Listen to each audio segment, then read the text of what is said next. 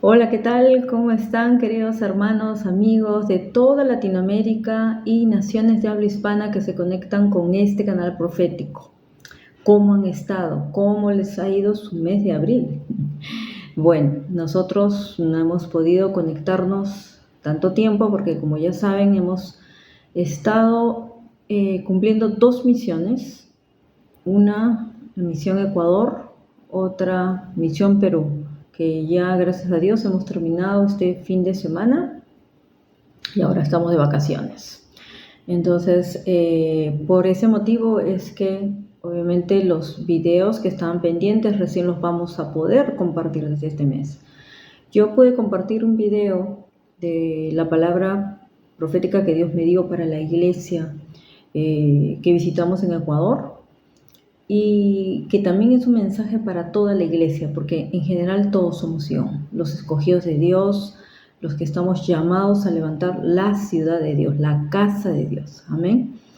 Y bueno, tenemos muchos testimonios para la gloria de Dios. Muy rápidamente en estas misiones hemos visto respuestas aceleradas, hemos visto el poder de Dios desatando sanidades, liberación, palabras de profecía, de dirección, de estrategia. Hemos estado en una misión de mucha toma territorial, así que vamos a empezar a ver cambios en esas naciones. Y bueno, estamos muy felices porque estamos viendo tiempo de cosecha, tiempo de gloria, tiempo de avivamiento, y eso es algo que a nosotros nos llena de gozo, porque es para la gloria del Señor Jesucristo, para la expansión de su reino. Amén. Entonces de eso ya haremos un video, vamos a hacer un video. Obviamente todos los videos de las misiones van a estar en el otro canal, que les dije anteriormente que si algunos de ustedes querían se inscribieran ahí, porque hay videos en inglés y en español. Son los videos que hacemos con el equipo de misiones, y también cuando mi esposo y yo salimos a predicar a otros lugares, lógicamente. Todo eso lo ponemos en el otro canal, y en este canal, bueno, van a continuar mayormente las enseñanzas, lógicamente, que el Espíritu Santo me da para compartirles a ustedes, los mensajes proféticos, las palabras proféticas, las noches proféticas. Todo lo profético se hace en este canal. Amén. Y en el otro canal todo lo apostólico. Así que nosotros le damos la gloria al Señor porque somos instrumentos para su gloria y su honra. Amén. Entonces, bueno, ya que nos reencontramos después de tanto tiempo, la verdad que cuando el Señor me dice solamente para, descansa y relájate, pues tengo que hacerlo, porque tengo que activar más el otro canal. Entonces, por eso también, y en el tiempo que obviamente uno está en las misiones, pues uno se tiene que concentrar en eso. No hay tiempo de hacer videos en el camino, solamente los de las predicas y enseñanzas que vamos compartiendo con todos ustedes. Amén. Espero que todo sea de edificación para ustedes, que el Señor les siga añadiendo a cada uno de ustedes, y también, como siempre, le damos la bienvenida y siempre en primer lugar al Espíritu Santo, que Él es el Maestro. Él es el director de este canal, este es su canal, y así que nosotros seguimos su agenda, la agenda del Espíritu Santo. Amén. Así que hoy día estamos aquí para compartir la enseñanza, la cuarta parte de la serie Vestiduras Físicas y Vestiduras Espirituales. ¿Se acuerdan? Que nos quedamos en los libros de los Salmos, Proverbios y Eclesiastés. Pues bueno, el día de hoy estamos para hablar de las vestiduras físicas y espirituales que hablan los libros de los profetas. Algo muy importante, porque para un profeta las vestiduras tienen un significado muy importante, muy tremendo, y vamos a ver que a muchos de los profetas, el Señor les ha hablado de vestiduras, no como anteriormente ya se ha hablado en otros libros también, ¿no? Entonces, generalmente pues a reyes, a sacerdotes, como ya lo hemos visto, y algunos, bueno, tipo de profetas también, como lo fue Moisés, el rey David, y también Abraham, ¿no? Eso ya lo hemos visto anteriormente. También, bueno, el caso de José también. Y ahora lo que vamos a ver es lo que hablaron los profetas sobre las vestiduras físicas y espirituales. Amén. Entonces oramos para que en el nombre de Jesús sea siempre el Espíritu Santo usando mi vida para hacerte llegar la enseñanza que Él quiere darte a través de este canal, a través de este medio. Amén. Que sea siempre la unción del Espíritu Santo enseñándote, trayéndote sabiduría, revelación, mucho más de su conocimiento, de lo que Él quiere que tú disciernas y que tengas el entendimiento para poder interpretar el significado de las vestiduras, tanto físicas como espirituales. Amén, en el nombre de Jesús. Ahora sí, vamos rápidamente con esto porque esta clase es un poquito larga. Y vamos a ver que uno de los primeros de los libros de los profetas, el profeta Isaías, ¿no? El profeta como que el profeta mayor, del que habló más sobre vestiduras espirituales y vestiduras físicas. Y vamos a ver que cada vez que el Señor le hablaba a un profeta, le hablaba de esa manera sobre todo para hablar de Israel, para hablar del pueblo de Dios. Algo que vamos a encontrar en Isaías 3, sobre todo el versículo 6 y 8, dice: cuando alguno tomare de la mano a su hermano de la familia de su padre y le dijere: tú tienes vestido, tú serás nuestro príncipe, dice, y toma en tus manos esta ruina. Dice, él jurará aquel día diciendo: no tomaré ese cuidado, porque en mi casa ni hay pan ni qué vestir. No me hagáis príncipe del pueblo, dice. Dice, pues arruinada está Jerusalén y Judá ha caído, porque la lengua de ellos y sus obras han sido contra Jehová para irritar los ojos de su majestad, ¿no? Entonces, siempre el Señor usaba el modelo de las vestiduras para demostrar la injusticia, la impiedad, cuando no las tenían, se les despojaba de eso o se les veía como unas vestiduras viles, sucias, ¿no? Como ya lo vimos anteriormente. Aquí simplemente lo que está queriendo decir el profeta es de la manera que él quería interpretar que aunque había gente que tenía obviamente vestiduras, que era la gente justa, y lo querían elegir como príncipe, ¿no? Le decía, ellos no querían ya tomar responsabilidad de la casa de Dios, lógicamente, porque dice, en mi casa ni hay pan ni qué vestir, ¿no? No me hagáis príncipe del pueblo, porque ¿cómo podemos gobernar sobre un pueblo que está lleno de impiedad, lleno de maldad? Y dice sus obras, ¿no? Sus obras como si hubieran sido viles, menospreciables ante los ojos de Dios. Y su lengua, sobre todo la lengua, ¿no? Lo que hablaban cosas corrompidas, mentiras, engaños, falsas profecías y muchas cosas que obviamente eran de labios inmundos. Y por eso que sabemos que cuando Isaías, el Señor lo llama, ¿no? Ya en el capítulo 6, es por eso que estaba contaminado como el pueblo de Dios. Entonces ya sabemos cómo los ángeles tuvieron que poner de carbones de fuego encendido para limpiar sus labios, ¿no?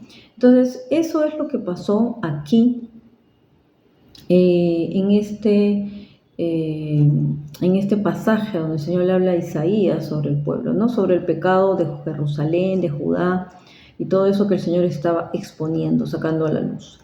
Luego vamos a ir a Isaías 59, 16 y 17. ¿Qué dice ahí? Sigue el Señor hablando, porque algo que el profeta Isaías tenía muy fuerte era no solamente hablar de profecías mesiánicas, sino de exponer el pecado, como dijimos, de Israel, la infidelidad de Israel. Entonces, ya cuando el Señor les decía que se iba a levantar a hacer justicia, ¿no? Para su pueblo, en una de este pasaje de Isaías 59, ¿no? Cuando le dice que yo ya no los escucho porque obviamente su pecado, por su pecado no los voy a escuchar y por su iniquidad me apartaré de ustedes, por las injusticias, impiedades, iniquidades que han hecho. Entonces hay una parte donde él dice, vio que no había nadie y se maravilló que no hubiera quien se interpusiese, y lo salvó su brazo y lo afirmó su misma justicia, ¿no? Allá habla del Señor haciendo justicia.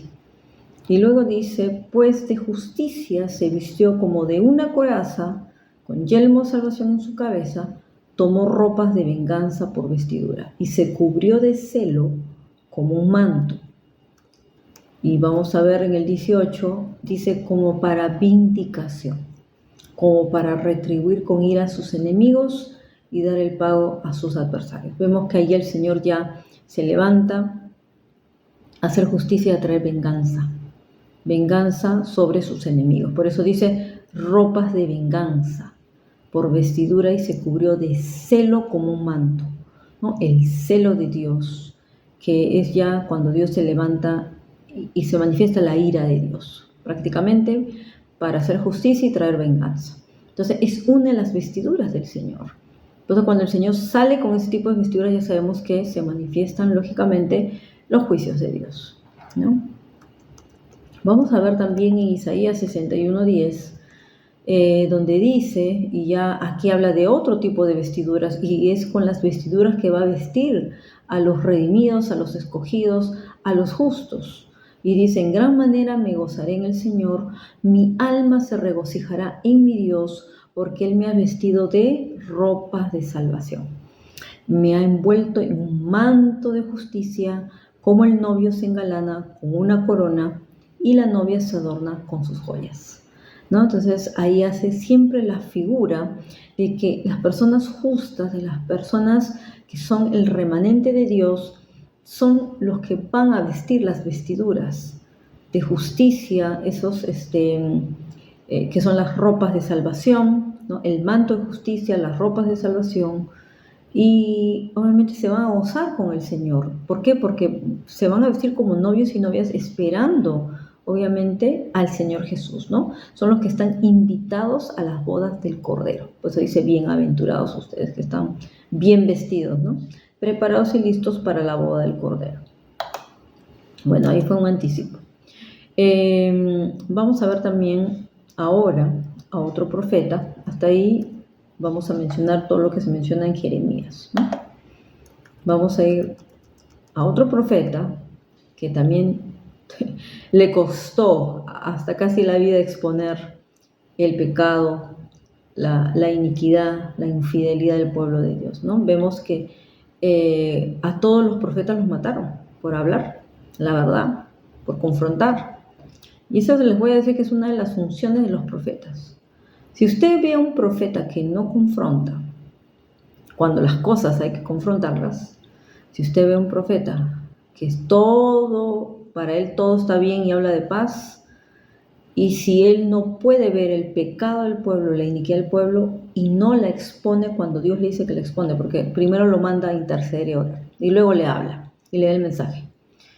Déjenme decirles que es muy posible que no sea un profeta o sea un falso profeta, porque los profetas, la verdad, nosotros estamos llamados a esto, a exponer, a hablar la verdad, a poner la justicia. Ahora, no quiere decir que vamos a ir a sacar los trapos sucios de todo el mundo, no, tampoco es eso.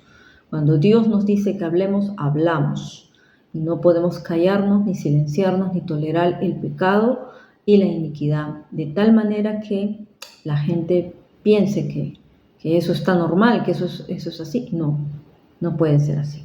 ¿Okay? Entonces ahora sí vamos a mencionar al siguiente profeta, que es Jeremías. Vamos a ver que en Jeremías 2, 32-35, luego que ya se produce el llamado de Jeremías, le habla del pueblo de Dios, empieza a hablarle el Señor también, ¿no? Del pecado de la infidelidad. Y sabemos que el Señor tenía un pacto, ¿no? Un pacto, el antiguo pacto lógicamente, que era con Israel, con su pueblo, con el pueblo de Dios. Pero justamente siempre a los profetas les mencionaba las vestiduras del pueblo, ¿no? Entonces vamos a ver Jeremías 2, del 32 al 35, que es lo que dice. Dice, ¿se olvida la virgen de su atavío o la desposada de sus galas? Pero mi pueblo, dice, se ha olvidado de mí por innumerables días, ¿no? ¿Acaso una novia podría ir sin su vestido de gala? No podría ir a la boda. No se podría casar sin un vestido de gala, lógicamente que no. ¿no? La desposada dice de sus galas, ¿no? La virgen de su atavío, lógico. La virgen es de su atavío. Las vírgenes obviamente se atavían como con vestiduras puras, ¿no? Vestiduras santas. Y la desposada, la casada, de sus ropas de galas, lógicamente. Pero ahí el Señor ya habla de que el pueblo le fue infiel y se olvidó de él. Y dice luego, ¿por qué adornas tu camino para hallar amor? Aún a las malvadas enseñaste tu camino. Y luego le dice, aún en tus faldas, dice, se halló la sangre de los pobres, de los inocentes. No los hallaste en ningún delito. Sin embargo, en todas estas cosas dices, soy inocente. De cierto su ira se apartó de mí, he aquí yo entraré en juicio contigo porque dijiste, no he pecado, ¿no? Entonces eso es lo que al Señor ya lo tenía colmado, porque algo que hace la iniquidad es traer engaño. Eso es lo que hace. Ya pierdes la conciencia, ya tú ni siquiera sabes que has pecado, estás en toda la inmundicia, en todo la maldad, la corrupción, y no te das cuenta. Entonces Dios por eso tiene que enviar profetas para que te des cuenta de tu situación espiritual. Y lo mismo estaba el pueblo de Dios, y ya se había olvidado de Dios, le había dado la espalda, ¿no? Por eso que luego viene, lógicamente, el juicio de Dios, de que iban a ser cautivos, deportados a Babilonia, porque Dios ya le habían llegado al polvo. Ahora vayamos a Jeremías 52. Jeremías 52, 31, 34 habla del cautiverio, lógicamente del año 37, dice el cautiverio de Joaquín, rey de Judá, en el mes 12º, a los 25 días del mes, ¿no? Versículo 31. Evil Merodac, dice, rey de Babilonia, en el año primero de su reinado, levantó la cabeza de Joaquín, rey de Judá, y lo sacó de la cárcel, dice. Habló con él amigablemente e hizo poner su trono por encima de los tronos de los reyes que estaban con él en Babilonia. Entonces, ¿qué quiere decir? Que lo honró. Le hizo mudar también los vestidos de prisionero, y ya siempre comió pan en la mesa del rey todos los días de su vida. Cada día, durante todos los días de su vida y hasta el día de su muerte, recibió una ración de parte del rey de Babilonia. Eso fue la misericordia de Dios con el rey Joaquín, ¿no? De cómo tocó al rey de Babilonia, Evil Merodac, para que lo honrara, para que obviamente lo sacara y le quitó las vestiduras de prisionero, y más bien lo vistió obviamente con ropas honorables, ¿no? Le mandó a cambiar la ropa, vestiduras nuevas, ¿no? Entonces Joaquín es un modelo del pueblo que está cautivo, pero que Dios en su misericordia va a tener la gracia, va a extender su gracia, ¿no?, sobre ellos, y los va a sacar de cautividad. Y al sacarlos de cautividad, ellos pasan a sentarse en la mesa del rey. Significa, obviamente, con Jesús también. Es una representación de eso. Y Joaquín es ese pueblo al que Dios extiende su gracia, su misericordia. El pueblo de Dios que lo saca de cautiverio y lo lleva, lógicamente, a que todos los días se siente en la mesa del rey. Amén. Vamos a ver también otro profeta al que le habla mucho de vestiduras del Señor, es Ezequiel. A Ezequiel también igualmente le habla de la infidelidad del pueblo de Dios, le habla igual del pecado, de la iniquidad. Sigue el Señor enviando profetas con lo mismo. Y hay algo muy interesante en esto, porque en Ezequiel 16, vamos a ver, del versículo 8, vamos a ir más o menos leyendo. Dice, entonces extendí mi manto sobre ti y cubrí tu desnudez, ¿no? Porque dice, pasé otra vez junto a ti y te miré. A veces Dios puede pasar de largo y no mirarnos, pero a veces Dios puede pasar y nos mira en nuestra desgracia, ¿no? Estamos fuera de la gracia. Y dice, pero aquí dice, y aquí que tu tiempo era tiempo de amores, dice, ¿no? Por eso dice, yo te extendí mi manto sobre ti, te cubrí tu desnudez. Que ahí desnudez lógicamente sí significa vergüenza, ¿no? Estás sin vestiduras siquiera, ni siquiera vestiduras viles, ya ni siquiera ropa tienes. Y luego dice, te hice juramento y entré en pacto contigo. En el 9 habla de la limpieza espiritual, porque dice, te lavé con agua, lavé tus sangres de encima de ti y te ungí con aceite.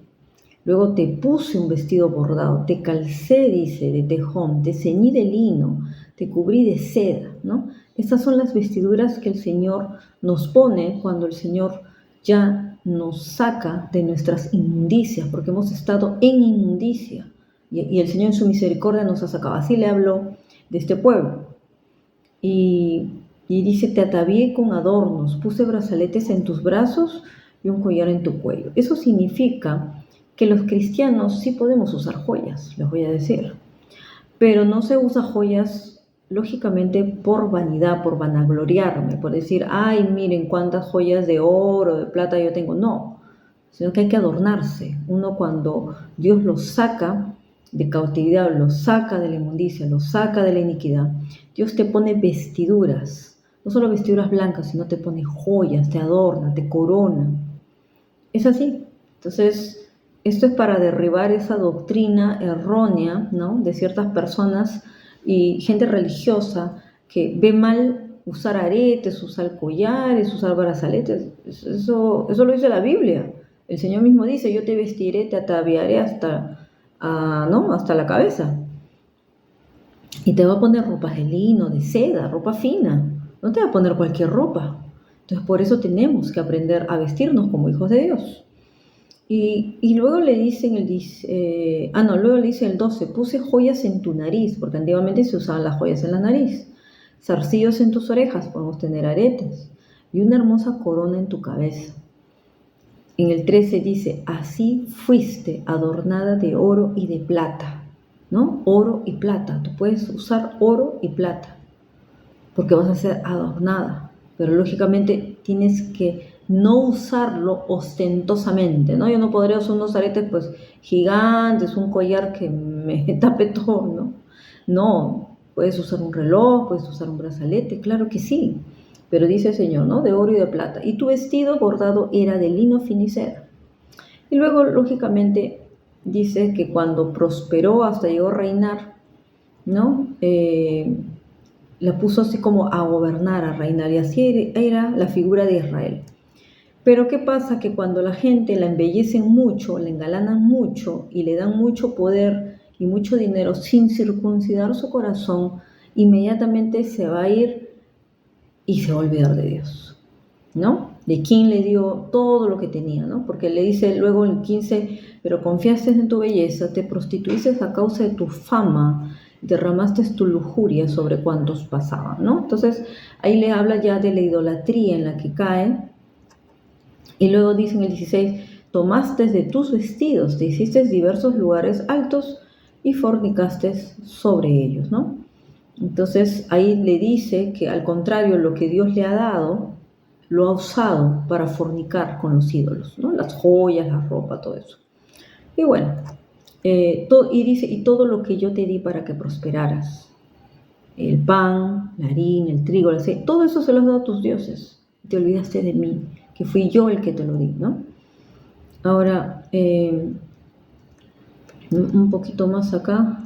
Le sigue hablando de las abominaciones aún que hicieron con los hijos, pactando a los hijos, entregando a los hijos, dice, ¿no? Y sucedió, dice, que después de toda tu maldad encima edificaste lugares altos, ¿no?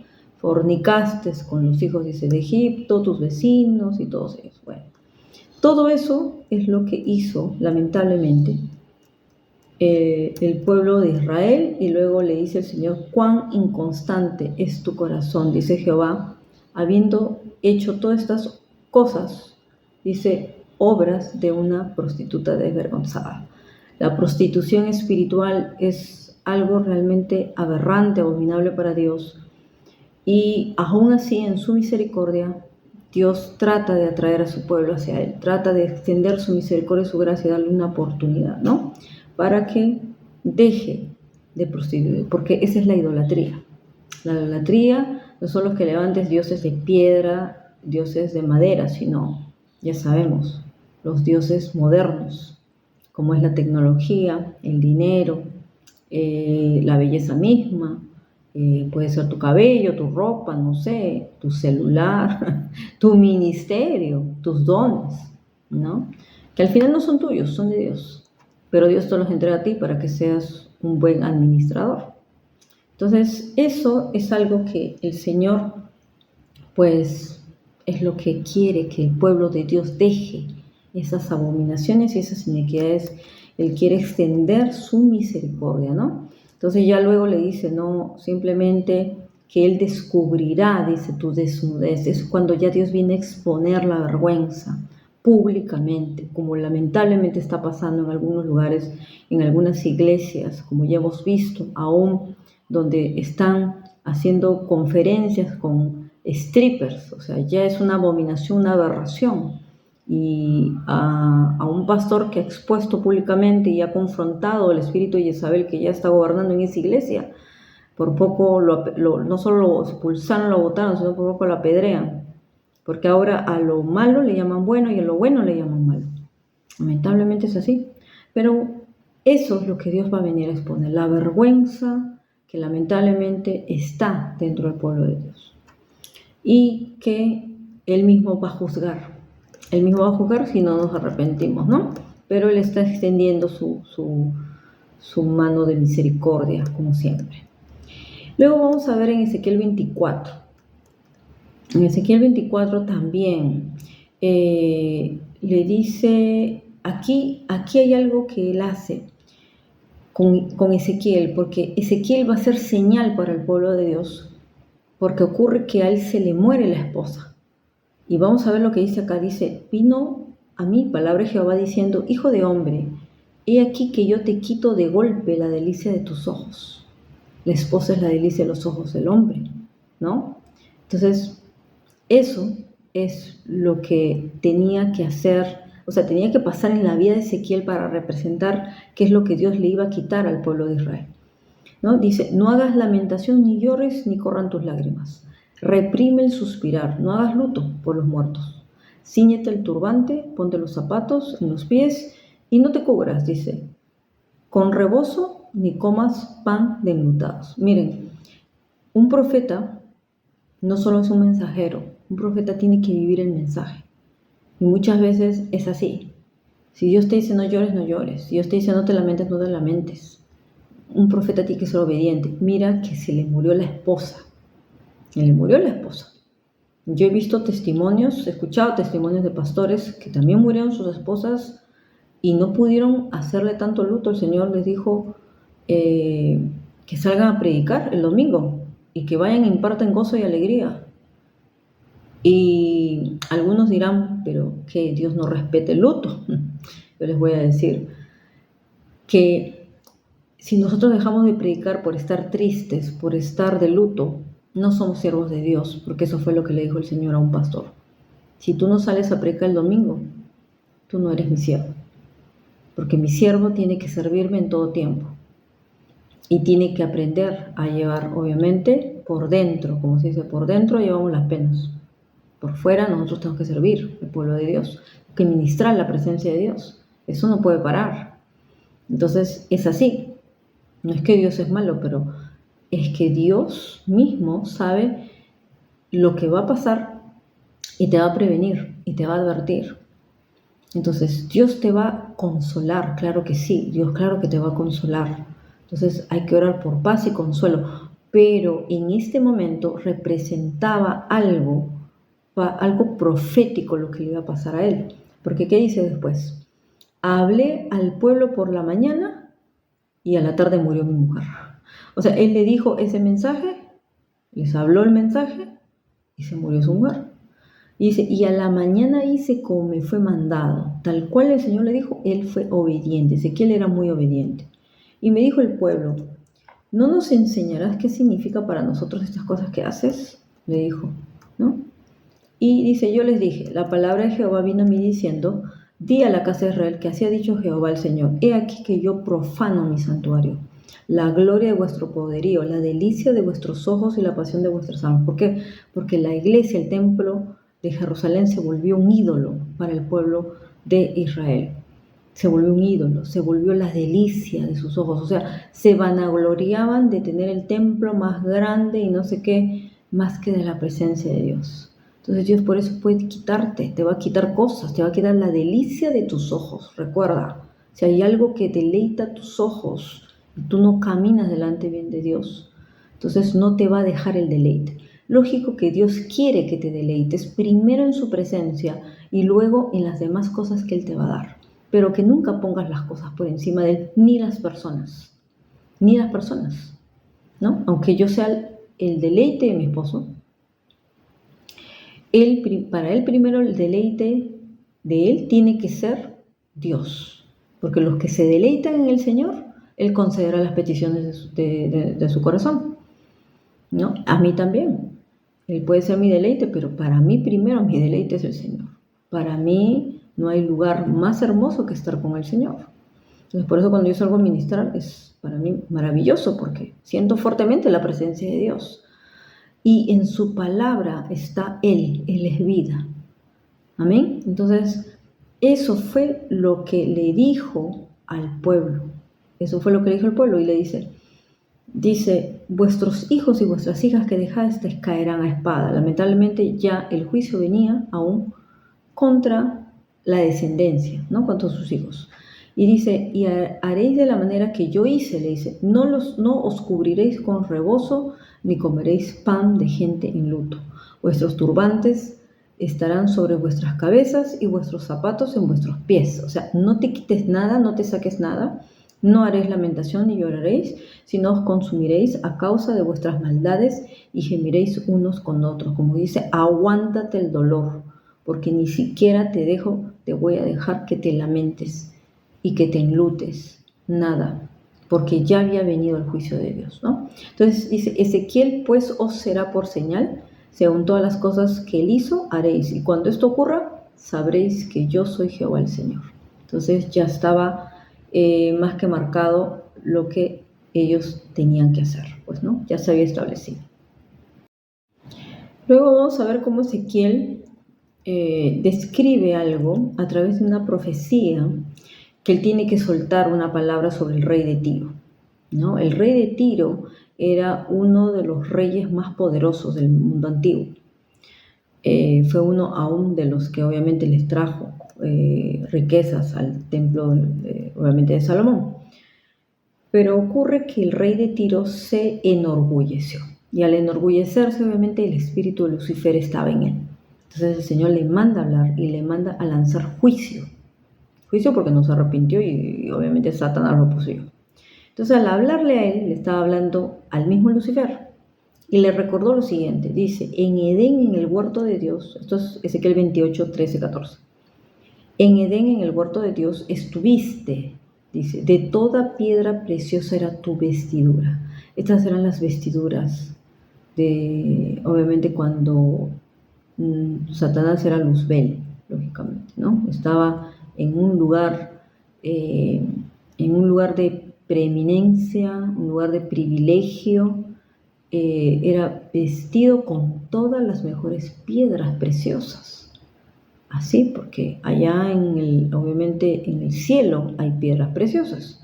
Y miren que de esas piedras pueden ser nuestras vestiduras, ¿no? Son vestiduras que representan, obviamente, la riqueza y el poder de Dios. Y dice, de cornerina, topacio, jaspe, crisolito, berilo y ónice, zafiro, carbunclo, esmeralda y oro. Y dice, los primores de tus tamboriles y flautas, dice, fueron preparados para ti en el día de tu creación. Fue una creación muy especial de Dios, porque tenía una función muy importante dentro del trono de Dios, porque le dice, tu querubín grande protector. Él era un querubín protector, era grande y era protector. Dice, yo te puse en el santo monte de Dios. O sea, a él le era asignado no solamente dirigir a la alabanza, porque la gente habla obviamente de los tamboriles, las flautas, pero era más que nada lo que se tocaba en el cielo, la música. Principalmente era cuidar el santo monte de Dios, el trono de Dios. Y de tanto cuidar, pues se le llenó el mal del corazón de orgullo y él quiso creerse Dios. Eso fue terrible, ¿no?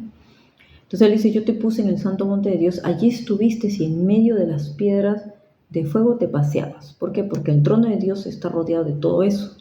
Están ahí todas las piedras preciosas, las riquezas, porque ahí se funde y se producen obviamente las piedras preciosas que salen brillando.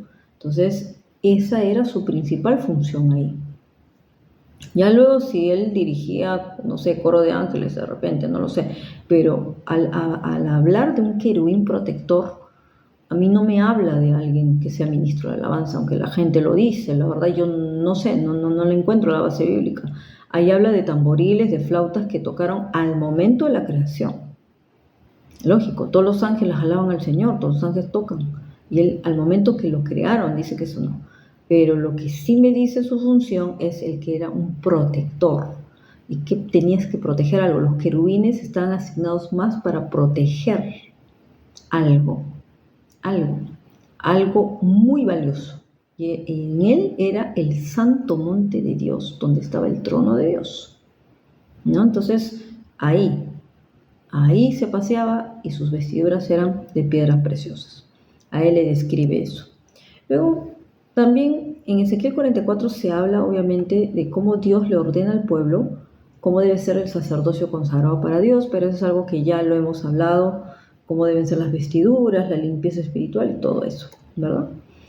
Entonces, eso lo vamos a obviar y vamos a mencionar rápidamente el libro de Daniel. A Daniel también le muestra el Señor y le habla de vestiduras, pero más que nada de las vestiduras reales, las vestiduras de autoridad, las vestiduras de poder.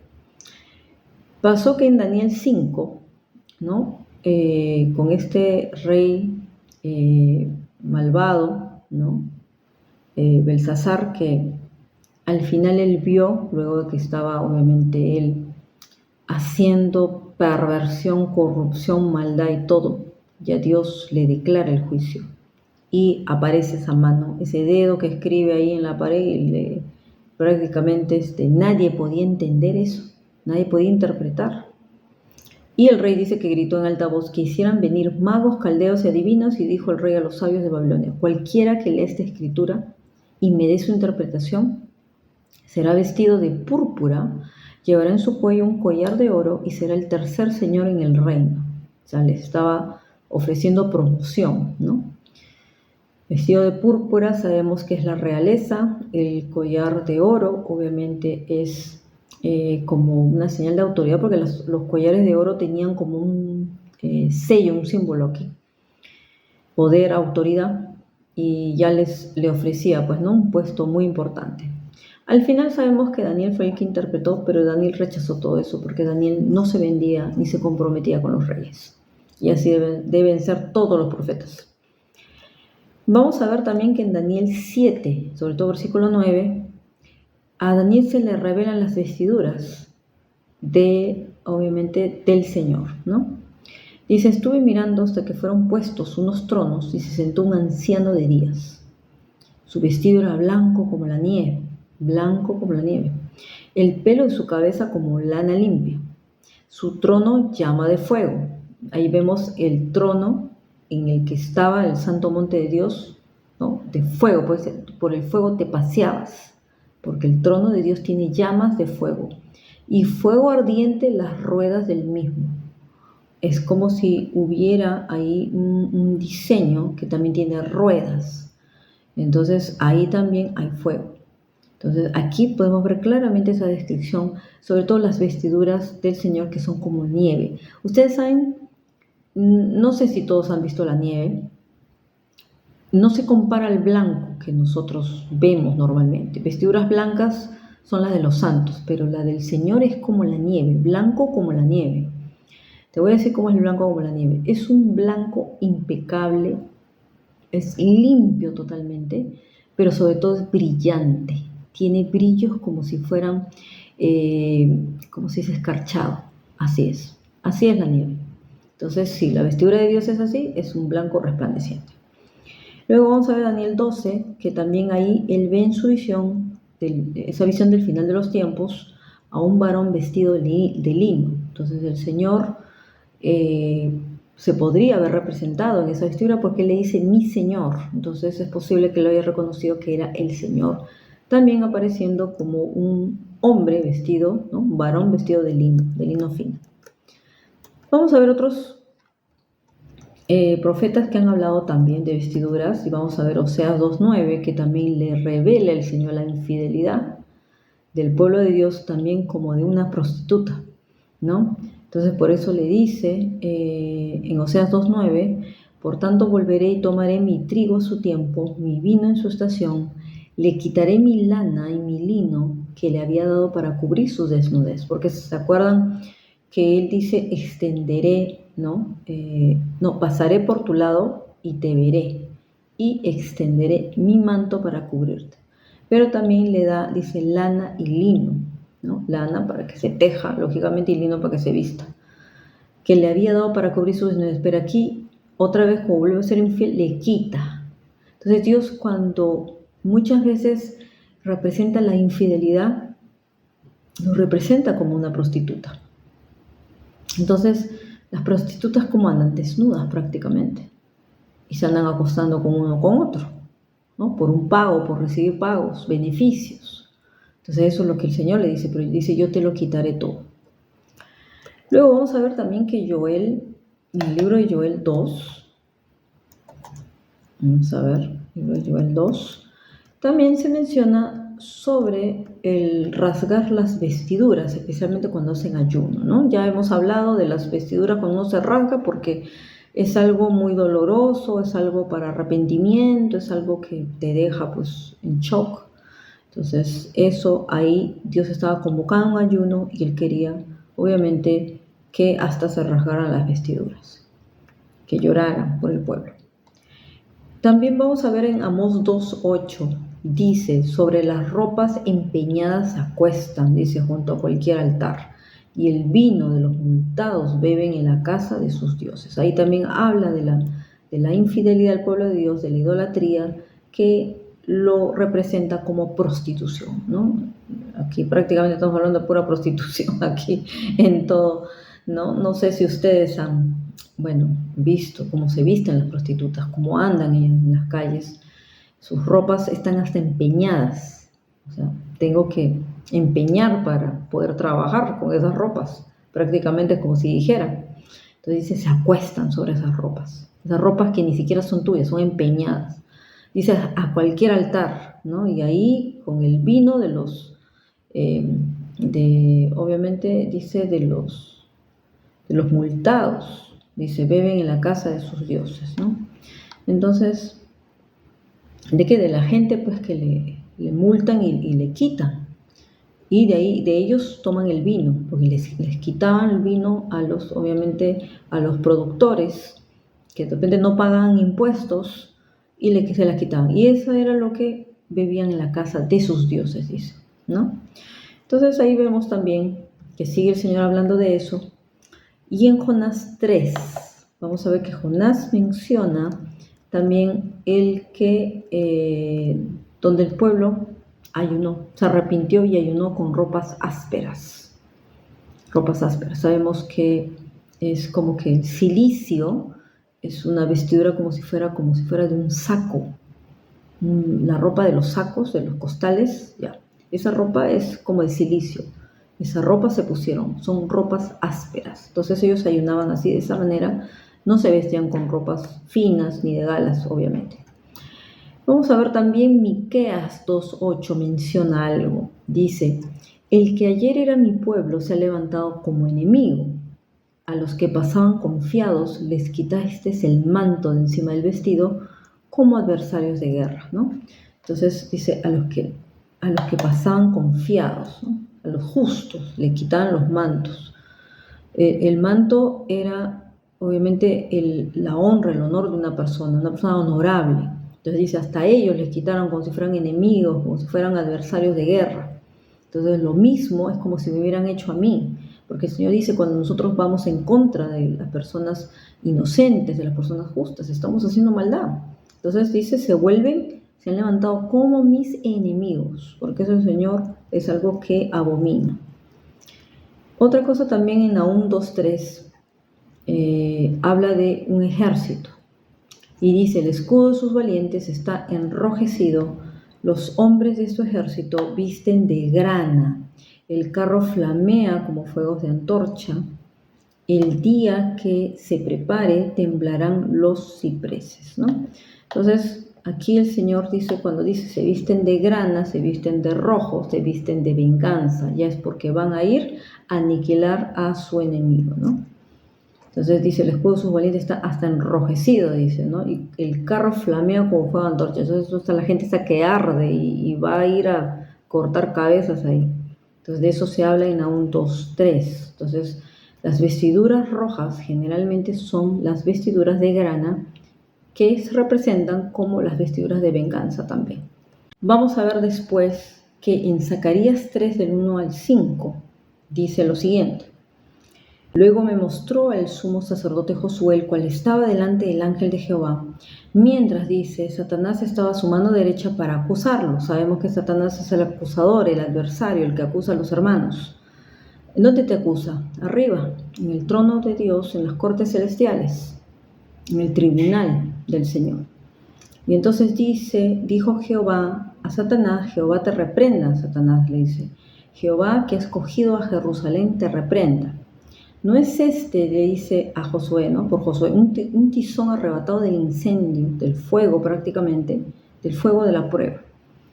Josué, que estaba cubierto de vestiduras viles, permanecía en pie delante del ángel. Entonces, muchas veces nos presentamos delante de Dios y no vemos que estamos con vestiduras viles. Yo ya creo que he hablado de esto anteriormente, que nosotros como ministros de Dios tenemos que mirarnos cómo estamos delante de Dios, ver si estamos con vestiduras viles, porque él era un sacerdote, él no era cualquier persona, y Satanás lo acusaba por eso, por su rango de autoridad. Decía: mira cómo está con vestiduras viles. Pero lo que le salvaba obviamente, Josué, era el haber pasado las pruebas, las tribulaciones y haber resistido. Entonces, por eso le decía, él es un tizón arrebatado del incendio. Entonces, eso hablaba de la justicia de él, aunque de repente, no sé si se estaba contaminando con gente del pueblo, no sabemos. Y luego le dice, le habló al ángel y ordenó a los que estaban delante de él, dice: quitadle esas vestiduras viles.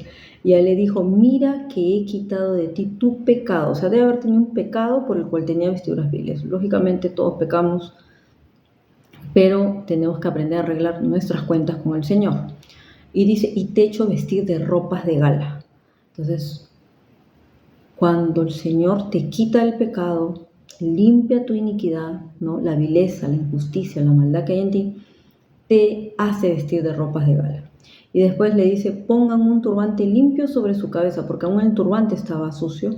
Pusieron un turbante limpio sobre su cabeza y lo vistieron de gala. Entonces, esa es la recompensa de los que sus obras son de justicia. Aunque tengan un pecado, Dios va a extender su misericordia para que tú te arrepientas y te pongas a cuentas con Dios y el Señor pueda defenderte, sobre todo allá en los tribunales, en las cortes celestiales.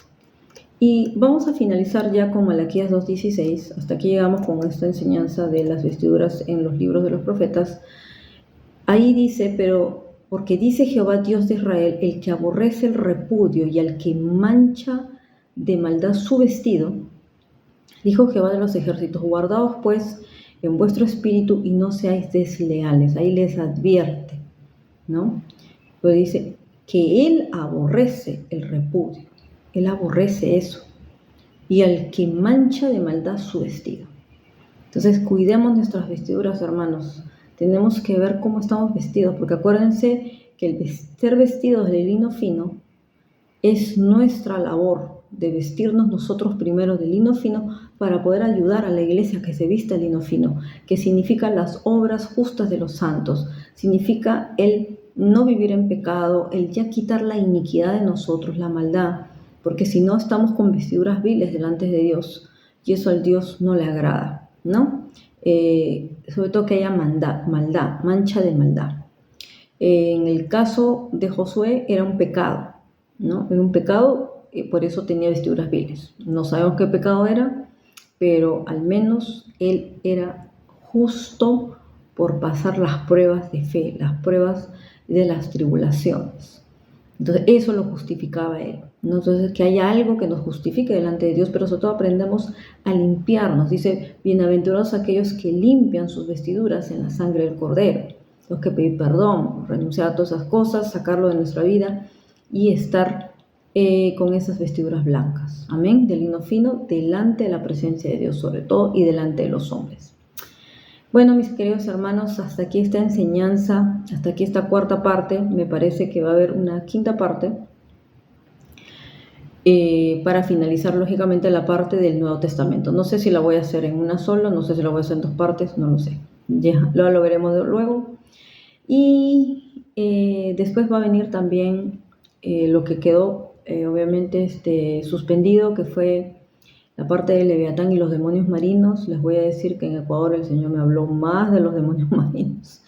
Y bueno, de eso tengo que hablar también, parte de la experiencia y de todo lo que estamos compilando para hacer ese video próximamente. Amén. Y hasta aquí, queridos hermanos, nos volvemos a reencontrar en otra enseñanza con la que finalizaremos este mes. Y ya en mayo, obviamente, nos estamos ya abocando a la palabra profética del mes de mayo. Yo, como les dije, en marzo hicimos una palabra profética extensa, no solo para marzo, sino para toda la temporada de este mes, que incluía este mes de abril, lógicamente, que es lo que hemos visto manifestarse. Pero en la palabra de mayo vamos a hacer una recopilación de los hechos que pasaron en abril, de los que no pudimos hablarles, pero vamos a hablar más cosas, lógicamente, más de lo que pudimos ver en el mundo espiritual. Y ya les he mencionado algo hoy día de esta aberración que han hecho en una conferencia de varones públicamente, que ha sido todo un escándalo en Estados Unidos. Y hablaremos de otras cosas más. Amén. Bueno, que Dios los bendiga.